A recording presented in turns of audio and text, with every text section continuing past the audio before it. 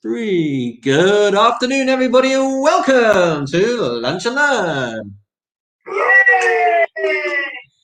As always, with our amazing virtual studio audience. Lovely to have you all on board today. Got a wonderful lineup on today's show. I'm not very good at this presenting thing today. Don't know what's going on there. Here we go. We're going to start talking about Parashat Beha'alotcha, and then we will go into talking about Pirkei Avot. Everybody ready?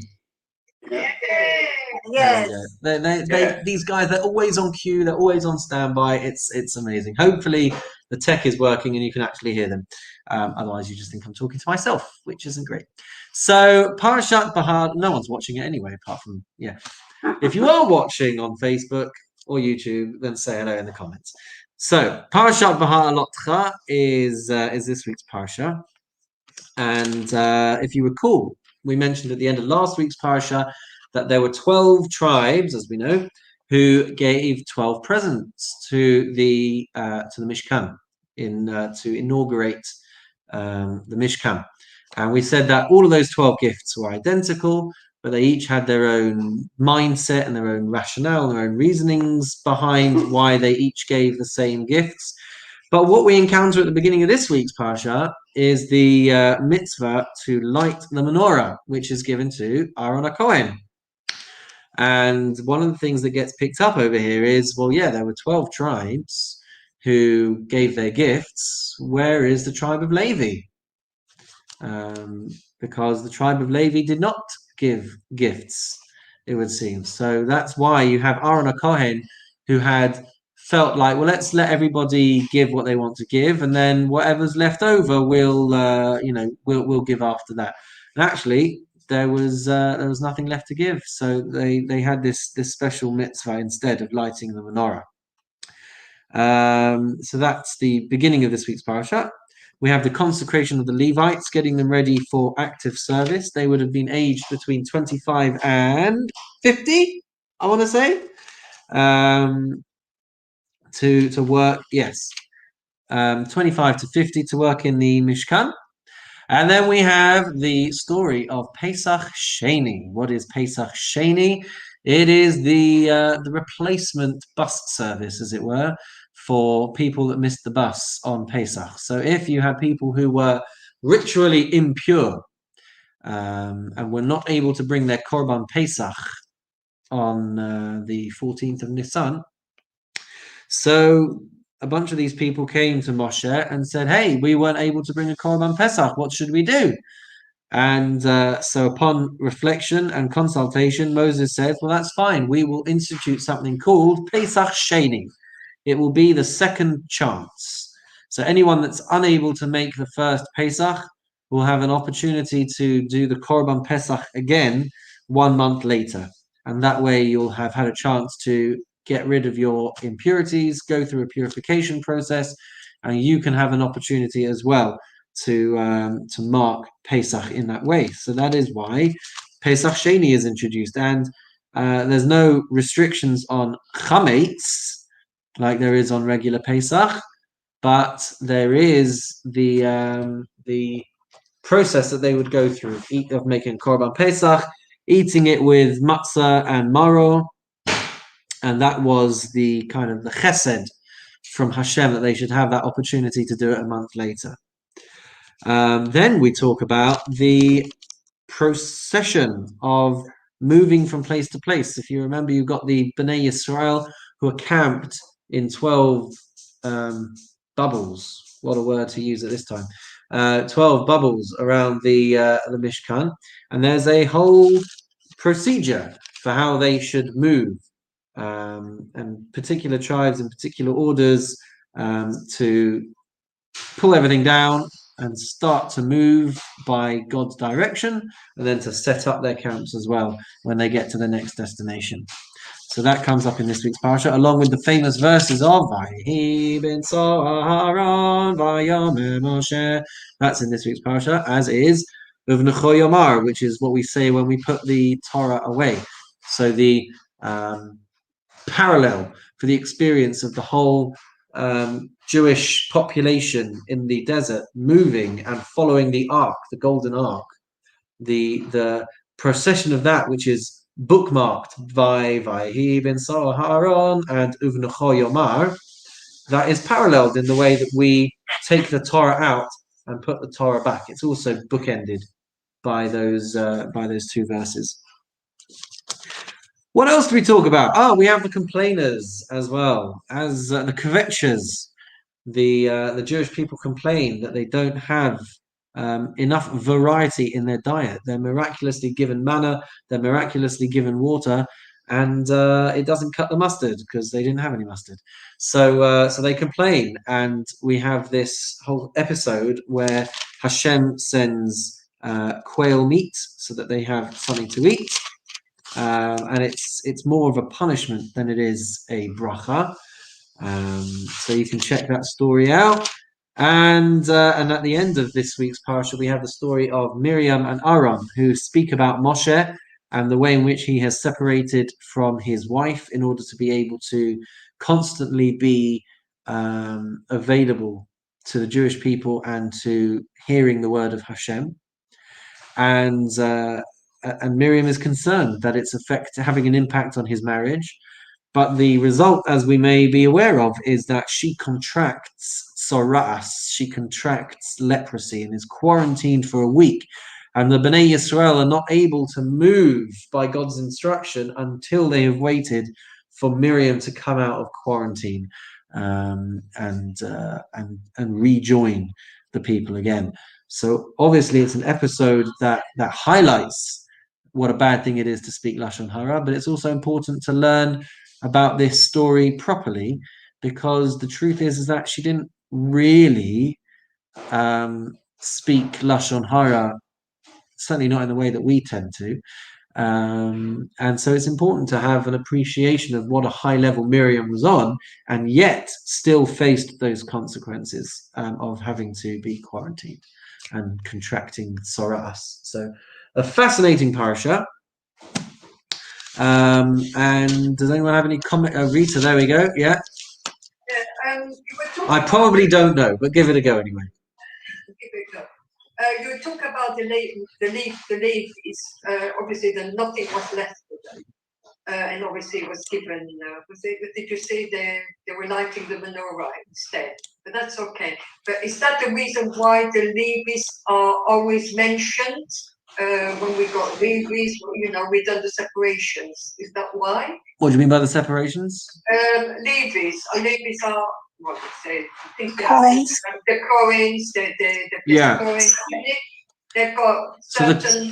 So they've got certain responsibility. That's not because of this part of the story, but the tribe of Levi were always a bit more loyal to God in a couple of different instances than Are you a Levite or a Kohen? Yeah. So it was the tribe of Levi who remained steadfast and loyal to Hashem, certainly at the incident of the golden calf and other occasions as well.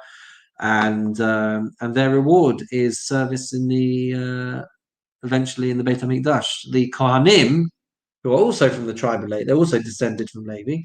So the Kohanim take a more esteemed position as the descendants of Aharon, and the Levites are still nonetheless also quite esteemed. They had different roles. You can read about that in this week's parasha and other parashas. But it's they are held in greater esteem. They get certain VIP privileges, like the first call up or the second call up if you're a Levi. Washing the hands of the Kohanim. That's right. Yeah. So anyone that says that our religion is unequal and favors particular groups of people, in a way, they're right. But there we are. Did you say that Pesach was already brought in Moses' time? Is that what you? Yeah, that's right. They would have come out of Egypt. They would have gone through giving of the Torah and etc. etc. Then they would have started building the Mishkan, and then they will have completed the Mishkan on at the beginning of Nisan the following year. Then there were 12 days of gifts. Then they would have gone into Pesach, the first Pesach, bringing the Korban Pesach on the 14th. Yeah. And there is a reason why there were people who were impure at that point. I just can't remember off the top of my head why they were impure at the time of the first Pesach. But that's when they come and they complain. They're like, well, we didn't get this opportunity. And then he says, okay, well, in a month's time, a month I think after it says Pesach. in the centre of that, those that have been in contact with a dead body or From male what? and a discharge. Yes, that's people who can contract impurity, but I Yeah. can't. Off the top of my head, I can't remember what they had done. Let me can see. Was it? It was not that general. It was that general group of people. Yeah, but there's individuals who. Let's have a look over. Oh, I see. I didn't.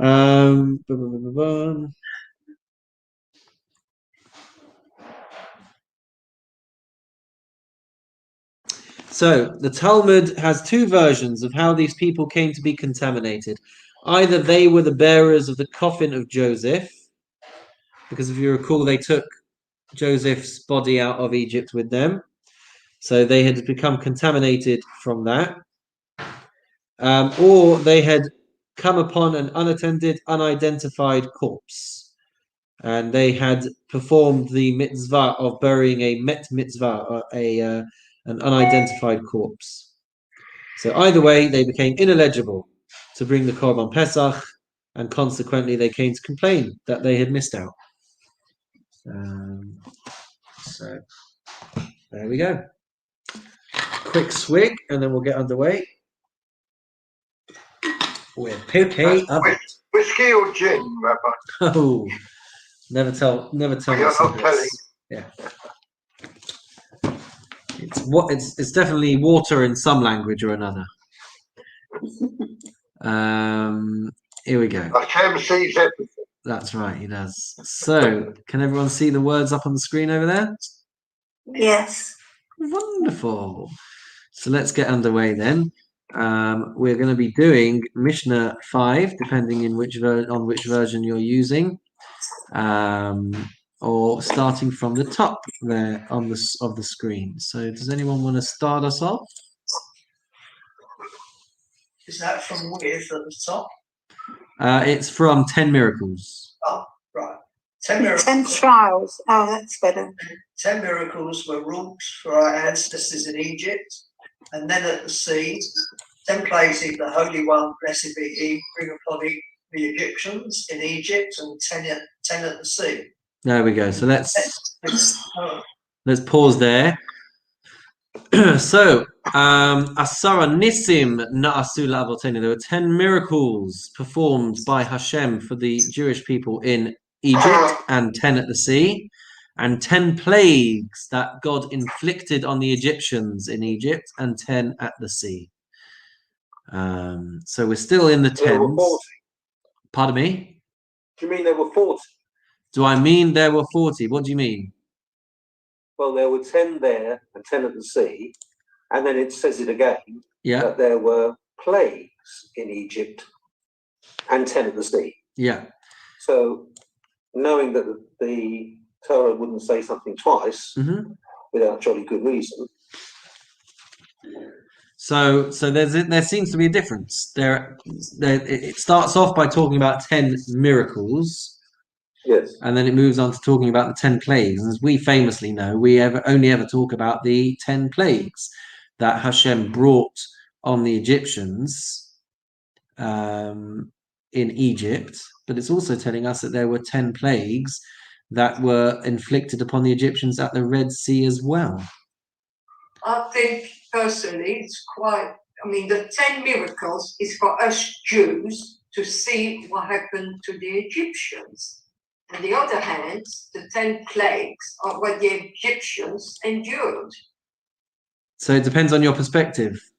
Yeah. One man's plague is another man's miracle. Is that what you're trying to say? I don't know if this is what this is, but once it says 10 miracles, and then you also 10 plagues. The 10 miracles are the 10 plagues. Am I correct? What do we think, guys? Yeah. I don't think so. They do make that comment, the rabbis, that the miracles were that the 10 plagues only affected the Egyptians and not the Israelis. Right. So Well, that was the 10 miracles, and the plagues were what affect. That's what the commentaries say. So it seems like Gary's got gone. I thought the 10 plagues included such things as how many children the children of Israel had when they were in Egypt, and how easily they gave birth. Do you mean the 10 plagues or the 10 miracles? 10 miracles. The 10 miracles. Yeah. So the miracles that protected the children of Israel when they were in Egypt. So it certainly seems that the 10 miracles and the 10 plagues are distinct of each other. And perhaps there is a message there of one man's miracle is another man's plague. But what's interesting is that the 10 miracles and 10 plagues are separate, but the Mishnah makes a point of first of all saying that there were 10 miracles that happened to our ancestors in Egypt and 10 miracles that happened to our ancestors at the Red Sea, before mentioning the 10 plagues that were inflicted on the Egyptians. And so one very important and interesting point that emerges from this is that the Mishnah is telling us that the primary purpose of the plagues was the expression of the Jewish people having been chosen, rather than just the punishing of the Egyptians. So we have to appreciate that there's really two things. There's two narratives that are going on with the Jewish people living in Egypt. There's the punishments that were divinely wrought on the Egyptians because of the things that they had done. But at the same time, Hashem is identifying the Jewish people and designating the Jewish people as his beloved, chosen nation with whom he is going to enter into a covenant and enter into a relationship. So there are miracles that were going on that the Jewish people were spared from all the bad things that were happening, even though they were both at the same time. So the 10 plagues we're familiar with, aren't we? There's blood and there's frogs and there's lice, etc., etc. But there's also many miracles that are going on. What's interesting is that I was struggling to find exactly what the 10 miracles are defined as, but I think there's quite a lot of variance and quite a lot of different options that it could be. But some of the things that spring to mind are during the plague of blood. So it was a plague that was inflicted onto the Egyptians, but it was a miracle that the Jewish people were spared from the plague of blood. When they held a cup of water, it remained water. When they tried to share it with an Egyptian, it miraculously turned to blood. And even if they literally stood there with a cup of water and tried to pour it into the Egyptian's mouth, it would somehow miraculously turn into blood on the way down. So there's a contrast here between the miracle, the miraculous existence or the miraculous experience that the Jewish people are having, than the plagues that the Egyptians are experiencing it as. Another one of the famous miracles, perhaps, I don't know if this is in these 10 or not, but another one of the famous miracles is that when the Jewish people were commanded to take a sheep and use that as their Korban Pesach, on the first year when they were in Egypt, they had to take it on the 10th of Nisan, a good 4 days or so before they were going to use it as their sacrifice. So they are parading through the streets with Egyptian gods, and they are tying them up in their homes, and yet nothing happens to them. We know what an outcry there is when people's religions and people's symbols and idols and whatever it is, whenever they get defaced or criticized or ridiculed, whatever it is, we know what an outcry there is when these things happen, and right they should do. And yet we see with the Jews taking the sheep, which was an Egyptian deity, and they are using those for their sacrifices, and there was no retribution whatsoever. That was a miracle. It was a miracle that the Jews could move around freely during the plague of darkness, and the Egyptians couldn't. So even though they're existing in the same physical proximity, it was a plague for the Egyptians, but there were miracles that were occurring that the Jews did not experience it at all. And Ask you a question. Yeah. Yeah, well understood. I'm just saying thank you. What about the 10 at the sea? I know the sea opened, split, and it went through. That's one of them. Where are the other 9? So very good. So I was just going to come to that. I was just going to make one more point. No, but I wasn't going to make a point. So let's turn to these 10 miracles at the sea, because my book over here does help us out a bit easier.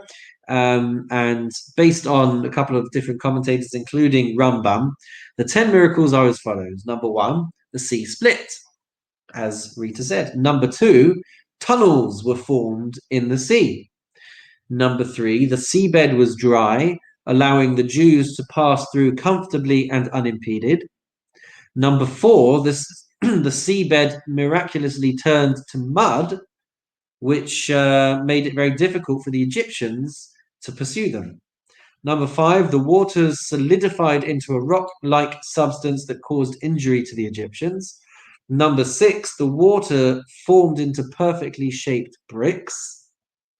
And that's perhaps why when the verse says, and the sea became like walls, it doesn't just mean that they just, became very, very tall and flat, but actually, according to this, then there would have been a miracle where they looked like a water brick wall. Number 7, there were actually 12 tracks that split in the sea to allow each of the 12 tribes to pass through in their own units. So it wasn't, according to this, it wasn't just the fact that it opened up and then everybody flooded, excuse the pun, flooded through one track, but actually 12 individual tracks opened up for each of the 12 tribes. Number 8, the walls were transparent so they could all see each other as they were going through. Number 9, the water was sweet and was in liquid form for the Jews to be able to drink. And number 10, the water froze. I don't know what this means. The remaining sweet water froze in place, ready for when the Jews would need to drink again. So those were the 10 miracles that happened for the Jewish people in the Red Sea, and the 10 plagues for the Egyptians that happened to them are based on 10 phrases in the Shirah, in the Az Yashir segment that appears after the story. He hurled horse and rider into the sea. Pharaoh's chariots and army were all thrown into the sea. They were mired. They drowned, I guess, in the sea of reeds. The waters covered over them. They descended into the depths. Hashem smashed their enemy. They were shattered. They were consumed like straw. The sea enshrouded them, and they sank like lead into the water. So that's one interpretation. And the other interpretation is that darkness descended on the Egyptians, while for the Jews it was light.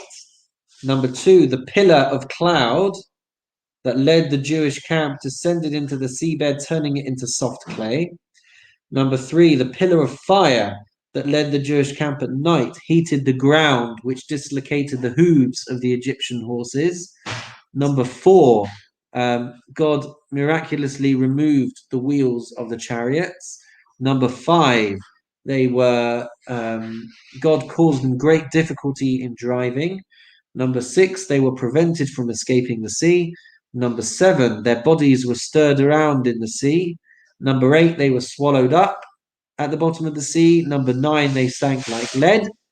And number 10, they were washed ashore, so that the Jewish people could see that Hashem had taken care of them for them. So different interpretations of what these different 10 plagues and 10 miracles are, but very interesting nonetheless. What's amazing about the episode at the Red Sea is that it's the moment when the Jewish people realize that Hashem is clearly choosing them and is looking out for them and is being faithful to their survival. So, yeah. What were you going to say, Rita? Yeah, I want to say something. Yeah, I mean, it's the first time I hear all the explanations about all the 10 miracles. Nothing is mentioned in the Haggadah, is it? No, we don't even get to the Red Sea on Pesach, on Seder night. Seder night is all about the actual Exodus.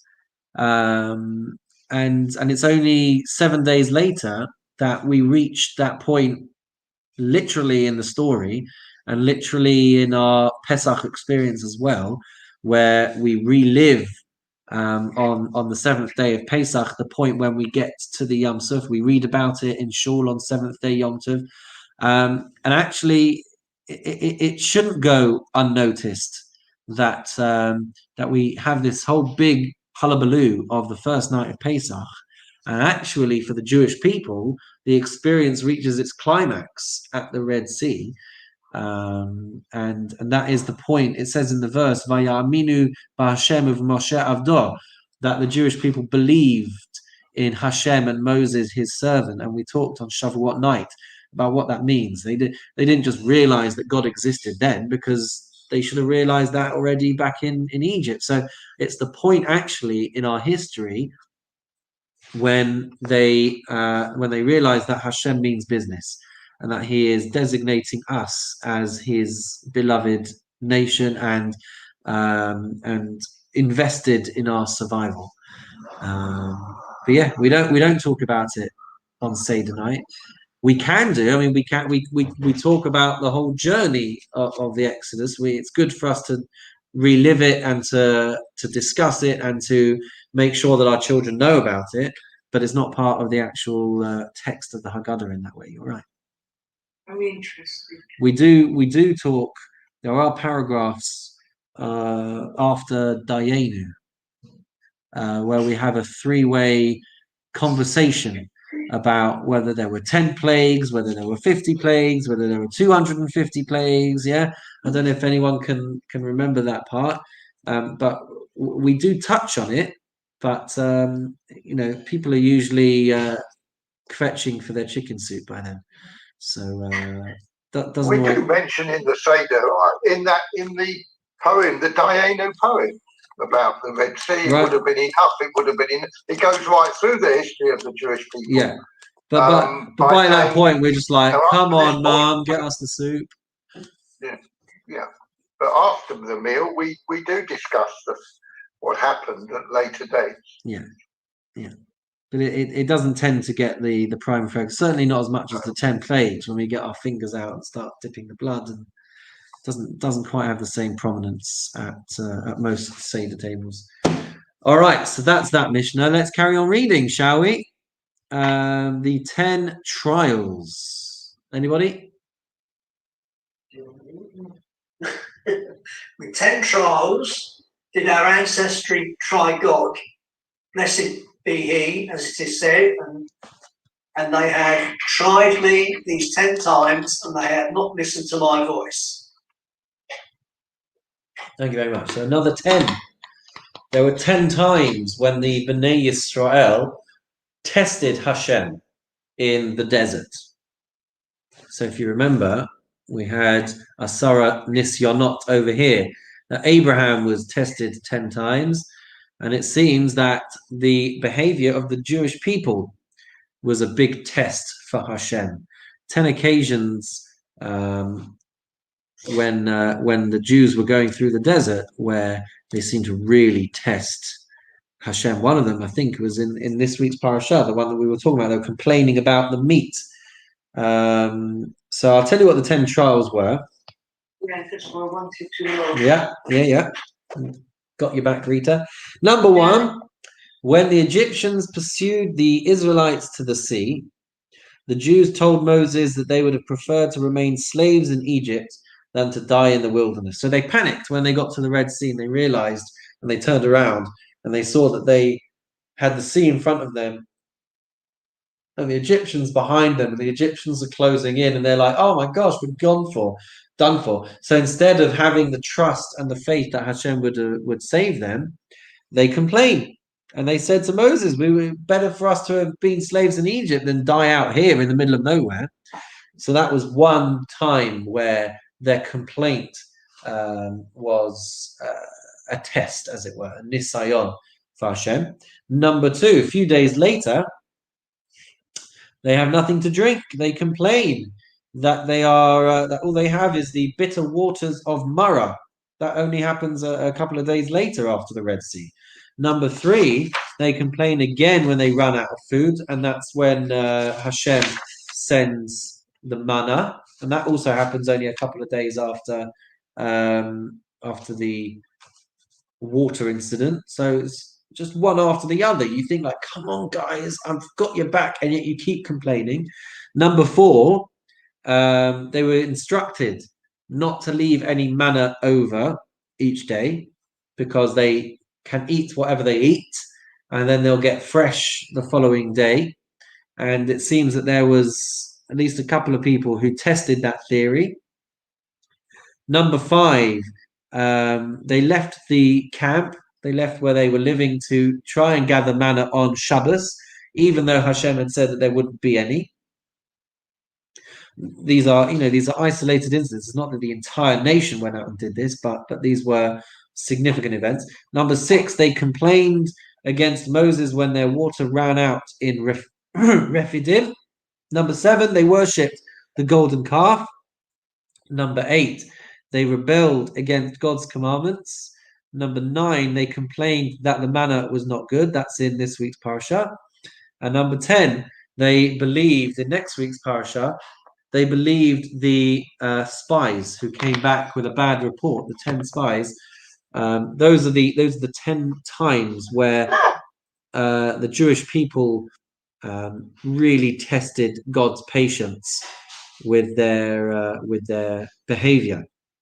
And I think there's lots that we can say about this, but one of the things that gets pointed out is that one of the roots that leads to all of these complaints is ingratitude. And perhaps one of the big lessons to learn from this Mishnah being included is that how careful we have to be with our gratitude and realizing all of the blessing and bounty that we have in our lives. And it's viewed that possibly the lack of gratitude is one of the fundamental roots of everything that's happening in all of these different episodes and all of these different stories. That despite everything that God has done for them, they still go ahead and complain, and they still go ahead and anger God. And on the one hand, we can turn around and say, well, the Jewish nation are called a brazen, stubborn nation, and actually that can be an asset sometimes, and it has been an asset to Jewish survival throughout history. Our ability to not just step back, step down, bow out of a fight, take no for an answer, and just kind of give up. And actually, it's because of that Jewish trait of stubbornness that we've been able to survive. But it seems that for these occasions, when the Jews are wandering through the desert, it was this stubbornness and this ingratitude was not to their benefit, and it was perhaps the wrong thing for them to be doing as a nation. The other thing it shows us, of course, is that when a person is in a bad mood, in a bad place, when they've not had things that they feel they need for a sustained period of time, then that has an impact on the way that we behave and the way that we think. And so they had been going for a sustained period of time without water and without food, and they got in a bad mood on account of that. The Shira always calls me hangry when I'm hungry and I get in a bad mood. So it's a rational response to that kind of trigger. Why would Hashem do something like that? Pardon me? Why would Hashem do something like that? He knows that it's a requirement to have some water, at least. It's not unreasonable that when they don't have it, they should pray for some water. So food, okay, there is a point at which they need food. Praying for them to pray for food and pray for water is not unreasonable. For them to complain, should they have just sat there and waited for Hashem to provide it? And why would Hashem not provide it anyway? So he knows that they need water and food. So those are all good questions and good answers. I think you pretty much answered the question with your answers, or with your question. From what I understand, and I have to go over my notes from all of this part of the Torah, and I haven't done so for some time. But I think the expectation, or the reason why they'd be put into that predicament, was so that they would cry out to Hashem and realize that He is the source of all of these things, and would turn to Him, so that He could unlock that bounty for them, but not to complain, and not to try and whip up a frenzy, and not to freak people out and drive people. I want to say this with certainty, but I say it with a certain level of doubt in my mind as well. There was a pocket of people called the Erev Rav, who came out with the Jewish people and who were like the thorns in our side. And they were the people who, at every possible opportunity, would just drag everyone else down with them, and would complain, and they would whip up a frenzy and get people to panic, and all these things at every possible turn, to put doubts in their mind that Hashem was really looking out for them, and question everything that was going on around them. And they were toxic. And these situations were, I guess, brought about divinely by Hashem, so that the Jewish people would learn the lesson that everything is okay, and even if you get hungry, and even if you get thirsty, just ask, and I will provide. And that's what I want you to understand.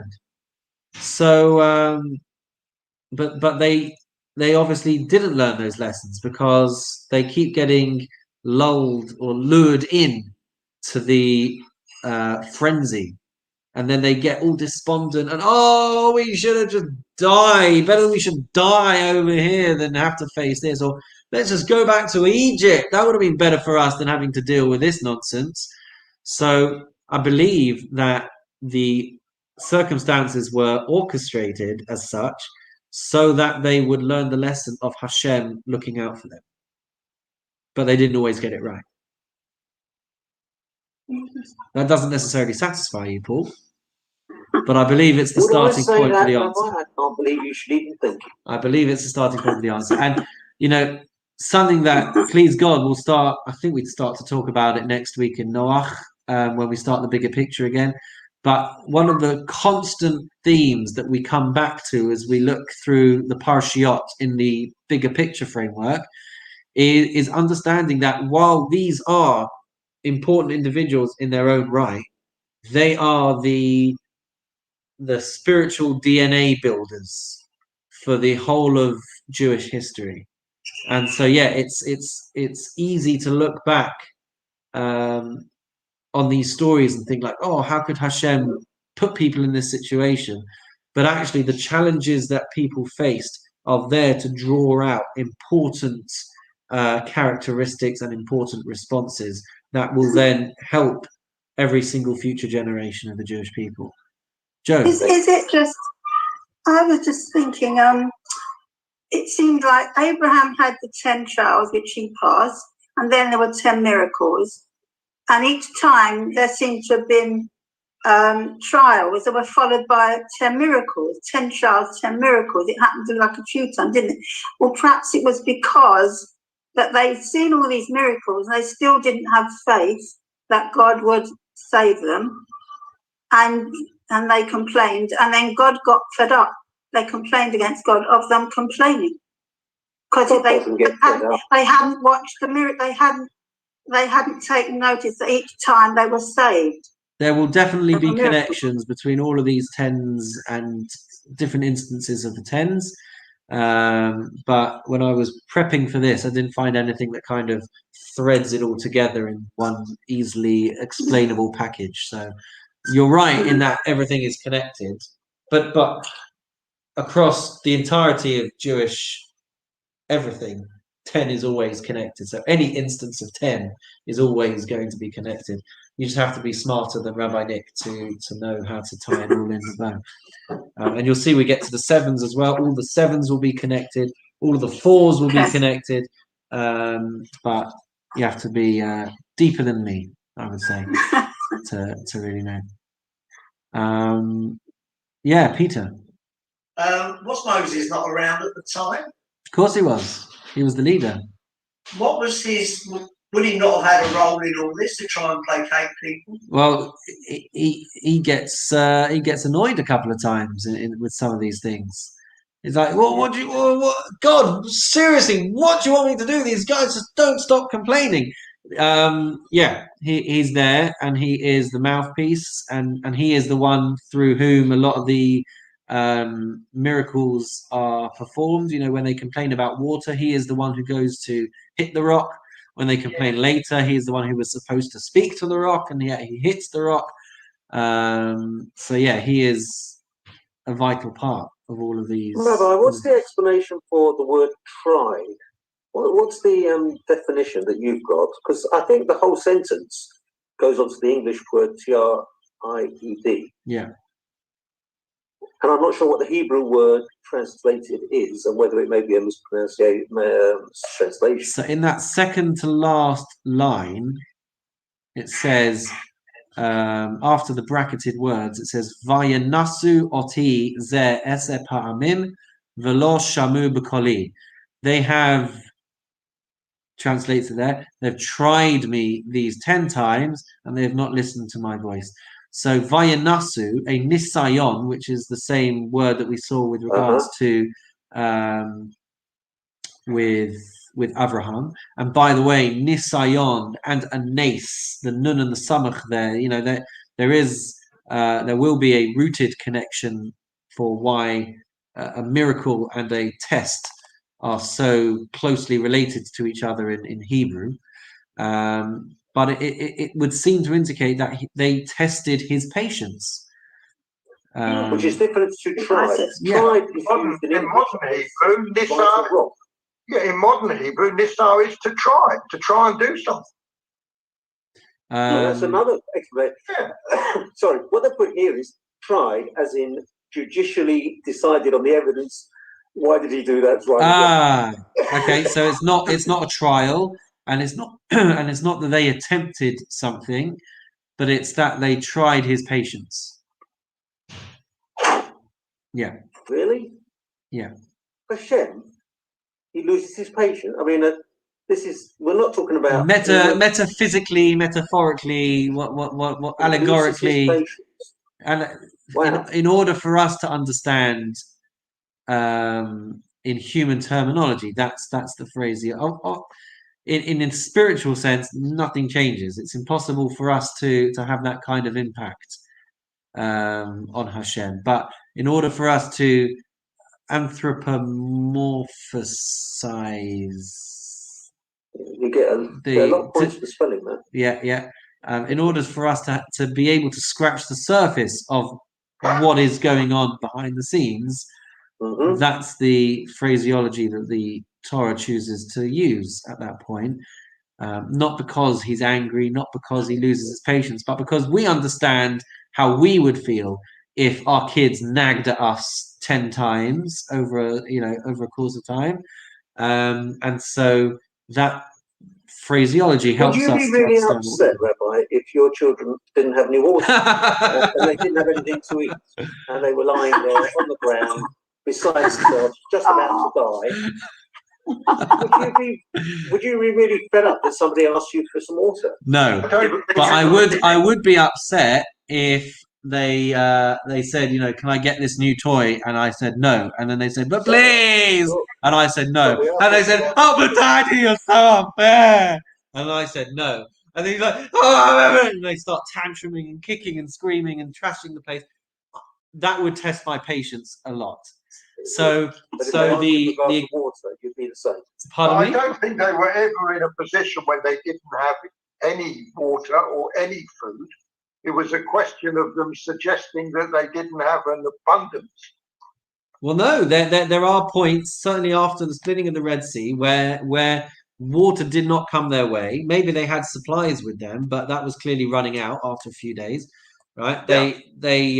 They didn't have water, they didn't have food, and that's why they complained. But if you understand that your Father loves you, and you understand they are fully capable of giving you whatever you want at any point, then there's no need to kvetch and there's no need to complain. You can be very sincere and you can be very civilized and you can go about these things in a very sensible way. But for the parallel would be that instead of approaching Hashem or approaching your Father in a calm, collected way and saying, I know that you love me, I just can't understand why you're not making this available. Please make this available to me.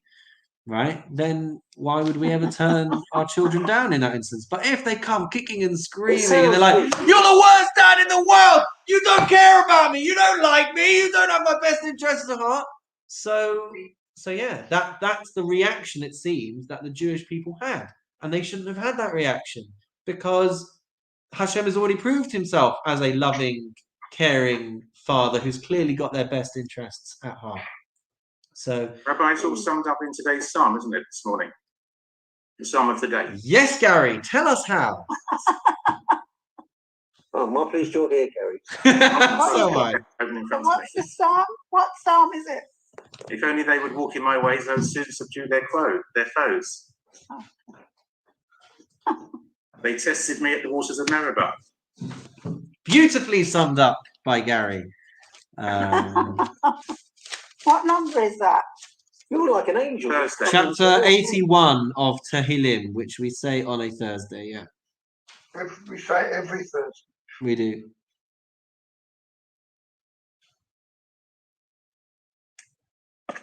In distress you called out, and I released you. I answered you with thunder when you hid. I tested you at the waters of strife. Listen, my nation, and I will attest to you, O Israel, if you would but listen to me. ... I am Hashem, your God, who elevated you from the land of Egypt. Open wide your mouth, and I will fill it. But my people did not heed my voice, and Israel did not desire me. So I let them follow their heart's fantasies. They follow their own counsels. If only my people would heed me. If Israel would walk in my ways, in an instant I would subdue their foes, and against their tormentors turn my hand. There you are. Yeah, Chapter 81. That's it. Check it out. Well done, Gary. Good shout. Well done. It was in today's Sun newspaper. What did you say? It says somebody, your father said, I thought Gary said it was in today's Sun, S-U-N newspaper.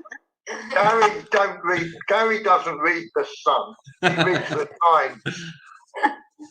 In the sun of the day, yeah. Very good. So yeah, again, I need to revisit all of these episodes, but I think that's broadly what's going on, is that they didn't respond in the way they should have. I want to ask you maybe a very, very silly question. Oh, And yeah, it is maybe a silly question, but I want to know the answer. Why are the numbers so important in Jewish religion? The tens, the 4, the what's it? 7. Why is it so important? I think one of the reasons is actually, along with what Joe was saying, that all of these concepts are connected. To what? Connected to life. Wow. Connected to each other, and there are probably layers of depth and understanding that if one was to figure out the thread that ties all of these things together, then one can see The bigger picture. The bigger picture. Exactly right. Yeah. They're all connected. They're all the Sephirot. There are 10. That's right. The 10 Kabbalistic spheres, the 10 commandments, the 10 plagues, the 10 trials, the 10 this, the 10 that. We talked about at the beginning of this chapter that 10 is a number of completion. The decimal system is based in an order of 10. So these would all be connected. The 10 statements of creation are the 10 statements of creation build the world. There were things that the Egyptians do that kind of put a shell around everything that Hashem achieved with his creation and the purpose of creation. The Egyptians went and ruined that with their actions, and the 10 plagues are about peeling off those 10 layers that the Egyptians contaminated the creation with. So there's parallels. The plague of darkness, it parallels the statement of "Let there be light." The animals parallel the creation of the animals. So there were. It's all connected, and again, I'm just not good at spelling all of that out explicitly. Hard to tell. Yeah. Okay, that's trying to understand it. The tens, right? Am I connected to God with the tens? Is that what you're saying? I'm saying that the themes, that there will be themes that connect every single 10 in some way, shape, or form. And you have to be really, really much better than me to be able to articulate how all of these things connect to each other and how it all links in. It's all connected on the Kabbalistic You know, someone tree. once said to me that you know, oh, these rabbis, they've always, this is the same gematria as that. That's the same numerical value as this word and that word. And like, oh, you know, you could just make it up as you go along. And I said, or you can look at it in another way, which is that there's so much complexity to the Torah and to the themes that come out of the Torah and the numbers that come out of the Torah. Like, because in every instance, you have to ask yourself, okay, fine, there were plagues, but why were there 10? Right? Yeah. Okay, there were miracles, but why were there 10? Okay, there are sephirot, there are these Kabbalistic spheres, but why are there 10? Right? And there are days in the week. Okay, yeah, fine, we need a cycle of a day of a week, but why are there 7? Yeah? So for every why, there's an answer. And it all connects somehow, and it's beautiful, and it's majestic, and it's deep, and you know, you have to unravel all of these layers. They do all connect. I'm just not an expert at connecting them. I was thinking it's quite important because it's in the book, isn't it, of Pirkei Avot? So it must be quite the numbers are very, very important to Jewish. Yeah. Well, that's going to be your homework, Rita, right? What? In a few weeks, we drop down to 7, Rita. You know, go it all again because everything comes in 7s in a That's few right. weeks. That's right. Okay, So there are layers, and there is depth, and there are reasons. And if you want, there are hundreds of Torah classes in Hebrew by a rabbi called Moshe Shapiro, who passed away a few years ago. And you know, if you go through his material, I'm sure it will start to make a lot more sense because I'm pretty sure he spends a lot of time talking about these things. So one of the things, if anything, we can learn from this, just how broad and just how vast and just how diverse and connected and interconnected so many things are in the Torah. But we're, you know, I'm just scratching the surface here, Rita, and I'll get there eventually, and we'll get there on that journey together, please God. But all you're doing is just highlighting how little I know, which is fine, Rita. You're entitled to do that. But yeah, they all the 10s are connected, all the 7s are connected, all the 4s are connected, and if you ever crack it, then by all means share it with us, Rita. Does it go above the 10s? Pardon me? Does it go above the 10s? Or we at some point in the Torah? Well, that's an interesting. All numbers, and all instances where those numbers are used, they will all be connected. That's right. I remember. Oh gosh, I remember there was something about 300. 300 is always a number of exaggeration. I can't remember all of the examples, but on occasions where and I don't, wherever it appears in stories in the Talmud and whatever, and it will use the number 300. So I believe that's always like an expression of exaggeration. And so anytime you see 300, just come up on my screen, Rabbi, yeah, from Hawksmere Borough Council, 300 Boxborough. I didn't read it. It went.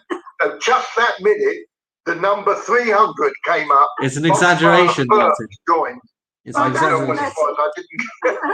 You can look up what it means, what 300 means. It was amazing.